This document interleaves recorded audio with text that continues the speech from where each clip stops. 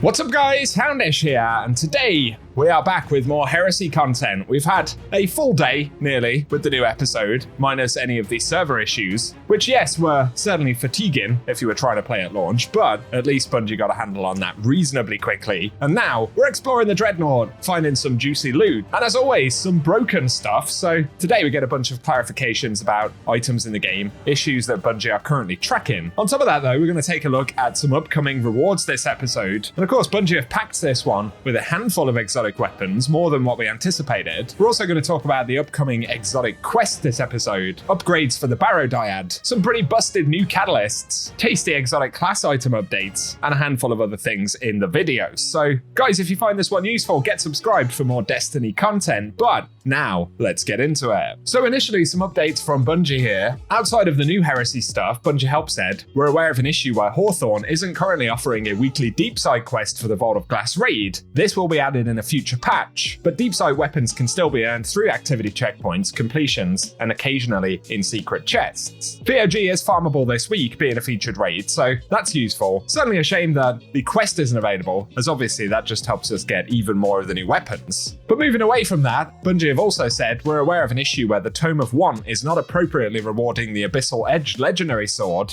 so until resolved, we recommend seeking alternate rewards through the tome to avoid the loss of currencies. It would appear that is only affecting the one weapon at the moment. You guys will have probably noticed we get many weapons dropped by running the Nether, and we can get normal versions and shiny versions which come with double perks. The same appears to apply to the Adept variant, so you can get a normal Adept and then a shiny Adept which basically comes masterworked with double perk slots. The Adept variant's of course dropping from the Expert version of the Nether, but I would imagine the RNG component in whether you get a shiny or non-shiny version can probably be improved over time as we upgrade the Tome of One. On the subject of the Nether though, the D2 team said with the release of this activity within the Dreadnought, we're looking to treat health as a resource that players need to monitor throughout gameplay. But as players noticed, at this time healing-centric builds and options like weapon perks, exotics and abilities are not working as intended. And additionally, we're aware that many healing-centric builds are difficult to see or feel with Guardian health being increased by 200%. Overall, the health bar contains 3 times your normal health values, so healing feels fairly low and slow,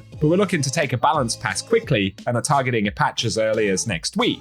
So some healing perks, sandbox bonuses in the game are not doing what Bungie had intended inside of the Nether. That definitely makes the activity a bit more difficult than it should be. Normal versions of the Nether really are not that difficult as long as you take your time, and some healing bonuses are indeed working. So it's kind of a mixed bag at the moment. Obviously this will make the Expert variant of the Nether certainly a lot more difficult than other versions, so we look forward to getting that patch soon. Other quick updates though, Microcosm has been disabled because it can get heavy ammo from special ammo bricks. I wish Bungie hadn't noticed that one. And otherwise, they say they've resolved issues where the Synthecept's chain of piston ornament will now appear after purchase, and the Solar Storm ornament says that visual effects occur when wearing a matching exotic armor, whereas it should pair specifically with Pyrogale, and the tooltip will be updated to reflect that in the future. So bugs as always, let's move away from that stuff. Destiny Bulletin share, Telesto's new exotic catalyst perk is absolutely wild. And this is the one that allows us to rain down void fire on enemies, which is pretty juicy, so if you haven't tried Telesto yet, definitely it's worth taking it for a spin. On top of that, the new catalyst for weapons this season is the Queensbreaker catalyst, which gives it rewind rounds, and that will be a playlist drop as we typically see with these sort of seasonal catalyst introductions. Another random thing, I haven't actually tried this out yet, but class-specific exotic glaives and swords, according to Destiny Bulletin, appear to no longer be class-locked. We don't know if that is a bug or intended. I assume it's probably a bug, but of course the exotic glaives in particular got some juicy buffs this episode as well, so certainly take them for a spin, and for the moment at least, you should be able to use them on any character, which is interesting. Getting into the future sort of updates that we're going to see though, as we covered yesterday,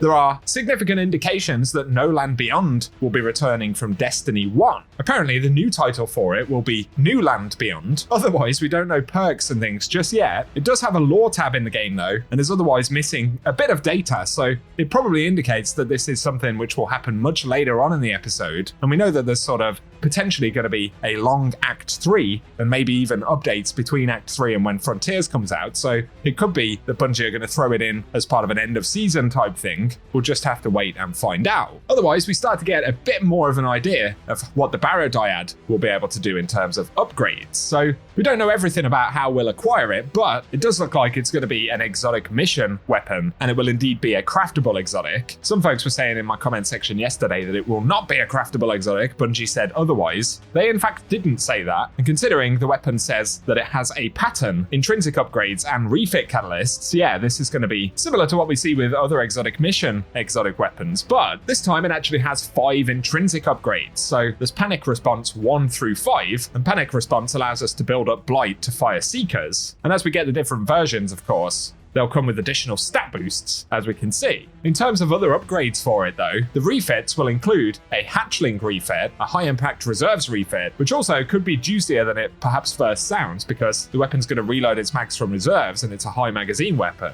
But there's also one for all and a target lock refit for it as well. Otherwise, we only have the bits of gameplay that Bungie have shown us to go on at the moment, and no other direct leads at this precise point in time as to how we'll acquire it or when it will drop. Probably fair to assume it will be a little bit later on in this episode though. Last thing I wanted to point out right here though, the exotic class items have some new ornaments as promised. So there's Heart's Pledge for the Titan exotic class item Stoicism, which looks alright, nothing especially mind-blowing. Warlocks will get the Cursed Chitin ornament for solipsism, of course, probably the most understated one, although arguably that's the case in general because it's a Warlock Bond, it's quite a small thing visually. And as always, Hunters get the absolute drip here with the Philosophic Filigree for relativism. I actually think this one looks really, really good. Those will be silver purchases, best we can tell. So if you want to try and get them for Bright Dust, probably you're going to have to do it after this episode, although that isn't confirmed. We'll just have to wait and find out. My initial impressions of Heresy though, shiny weapons with cool visuals and what appear to be some pretty good perk rolls. That is a win in itself. I know the crafting conversation continues. And I agree, Bungie shouldn't completely move away from crafting, but in terms of having a loot chase somewhat similar to Into the Light on these weapons,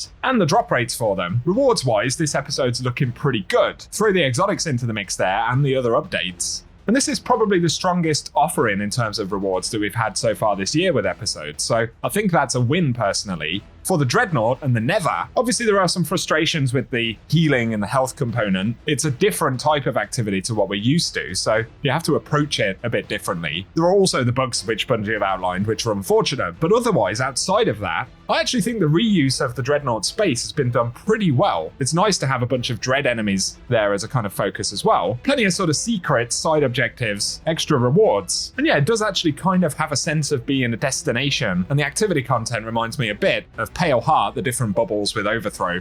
Elements of Season of the Haunted, with it being a destination with different zones, but in an activity format. For me, if it's this versus playing Onslaught again, or Echoes Battlegrounds, or Breach Executable, whatever it was called, I actually think this is relatively very good for an episode. Those are just my early opinions. Some people will probably lose their minds with me for saying that. I'm fully aware of the issues that Destiny's faced over the last year, and the core issues with episode content in the game. There's a lot to potentially not like if you've been playing Destiny for 10 years. Overall with the episode content. But early impressions for this activity is that it's significantly more interesting than the other stuff we've had this last year. That's just my opinion, so share your thoughts down below. I don't think that what we've got in Heresy at the minute is enough to keep us completely engaged for 5 months, but that probably isn't a reasonable ask of a season, essentially. In general, I'm kind of more curious about, even if it lasts for 2 or 3 weeks, what is the actual quality of that content? And I think for the moment, despite the bugs, Bungie have done a pretty good job